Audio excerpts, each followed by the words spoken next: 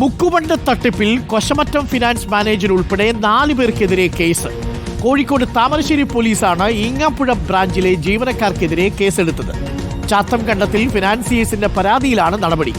ഒരു ഫിനാൻസിയേഴ്സ് മറ്റൊരു ഫിനാൻസിയേഴ്സിന് പണിയെടുക്കുക, സ്വർണ്ണാഭരണം എന്ന പേരിൽ 4 മോതിരം നൽകി പണം തട്ടി എന്നാണ് പരാതി.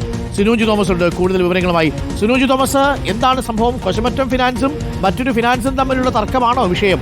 4 മോതിരവും മുക്കുബണ്ടമായിരുന്നോ? തെളിഞ്ഞോ അത്?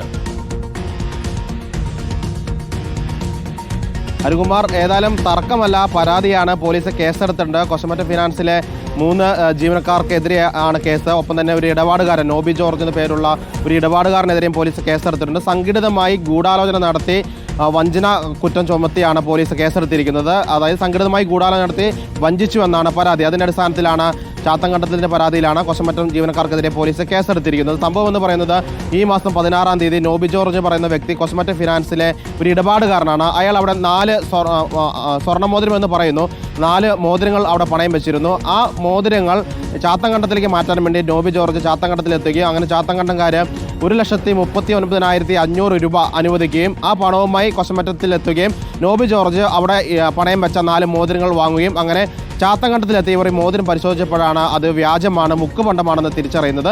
വീണ്ടും കൊശമറ്റം ഫിനാൻസിലെത്തി ചാത്തംകണ്ടത്തിൽ ജീവനക്കാർ ഈ കാര്യം പറഞ്ഞു.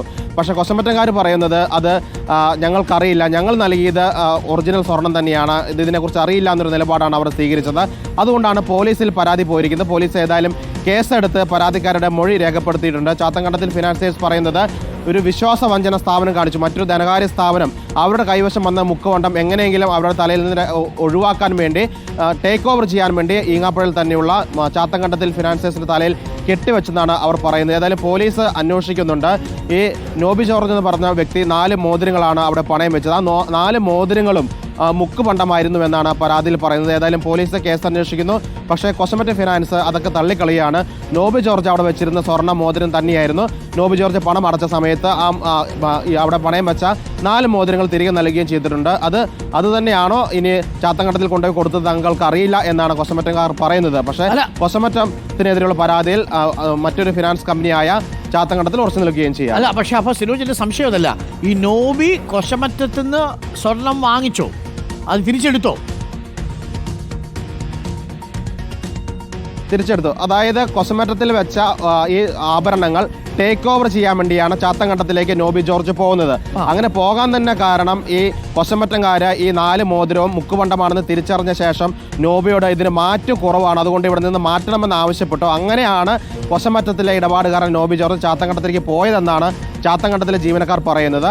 ആ മോതിരത്തിന് വേണ്ടിയുള്ള പണം, മോതിരം ആദ്യം ഈ ചാത്തംകണ്ടത്തിൽക്കാർ കാണുന്നില്ല.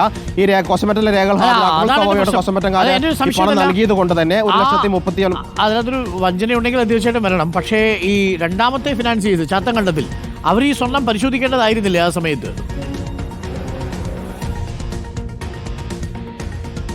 അരുകുമാർ, അതായത് ഒരു സ്ഥാപനം ഈട് നൽകിയ ഒരു സാധനം ടേക്ക് ഓവർ ചെയ്യുന്ന സമയത്ത് അവിടുത്തെ രേഖകളുണ്ടെങ്കിൽ സ്വാഭാവികമായിട്ടും അത് വെച്ചിട്ട് പണം അനുവദിക്കും. അങ്ങനെ അനുവദിച്ച് ആ പണം കൊണ്ടുപോയി കൊശമറ്റത്തിൽ കൊടുക്കുന്ന ഘട്ടത്തിൽ മാത്രമാണ് അവിടെ ഈട് വെച്ചിരിക്കുന്ന ഈ ആഭരണങ്ങൾ കൈമാറുക. അങ്ങനെ കൈമാറി കിട്ടിയ ഘട്ടത്തിൽ ഈ സ്വാഭാവികമായിട്ട് ചാത്തംകണ്ടത്തിൽക്കാർ ആ ആഭരണങ്ങൾ പരിശോധിച്ചു. അപ്പോഴാണ് ഇത് മുക്കുപണ്ടമാണെന്ന് അറിയുന്നു. അന്ന് തന്നെ ഇതേ 4 മോതിരം എടുത്ത് ഈ ചാത്തംകണ്ടത്തിലെ ജീവനക്കാർ കൊശമറ്റത്തിൽ പോയി കാര്യം പറഞ്ഞിരുന്നു. പക്ഷേ കൊശമറ്റംകാർ അത് അംഗീകരിച്ചില്ല. ഞങ്ങൾ ഇവിടുത്തെ കാര്യങ്ങളൊക്കെ തന്നെ ക്ലോസ് ചെയ്താണ്, ഇടപാടുകാരൻ ഒപ്പിട്ട് വാങ്ങി ഈ ആഭരണങ്ങൾ കൊണ്ടുപോയതാണ്, ഞങ്ങൾക്ക് ഇനി ഒന്നും ഇതിൽ ചെയ്യാൻ കഴിയില്ല, ഞങ്ങൾ വാങ്ങിയത് സ്വർണ്ണാഭരണമായിരുന്നു, അത് പണം തന്നപ്പോൾ ഞങ്ങൾ തിരികെ കൊടുത്തു എന്ന നിലപാടാണ് കൊശമറ്റത്തിരിക്കുന്നത്.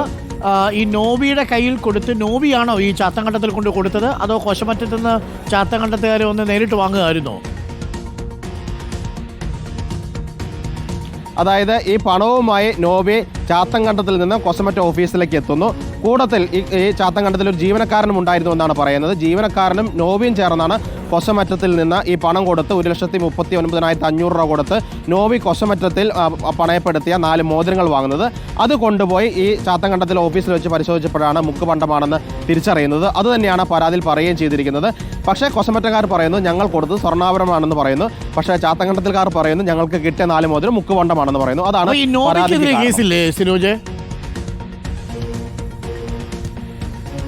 സ്വാഭാവികമുണ്ട്. നോബി കേസിലെ 2ാം പ്രതിയാണ്. 1ാം പ്രതി കൊശമറ്റത്തിലെ മാനേജറായ ബിന്ദുവാണ്. 2ാം പ്രതി ഇടപാട് നടത്തിയ നോബിയാണ്. 3ാം പ്രതി കൊശമറ്റത്തിലെ ക്യാഷ്യറാണ്. 4-ാം പ്രതി കൊശമറ്റത്തിൽ തന്നെ മറ്റൊരു ജീവനക്കാരനാണ്. അങ്ങനെ 4 പേർക്കെതിരെയാണ് പോലീസ് കേസെടുത്തിരിക്കുന്നത്. 1-ാം പ്രതി എന്ന് പറയുന്നത് കൊശമറ്റത്തിലെ മാനേജർ ബിന്ദുവാണ്.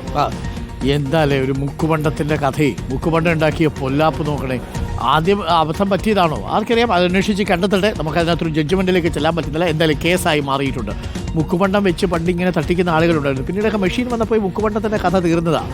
പക്ഷേ അതിനുശേഷം ഇങ്ങനെ വരുന്നു എന്നുള്ളതാണ്. എന്താണ് ആർക്കാണ് അബദ്ധം പറ്റിയതെന്ന് ആർക്കറിയാം.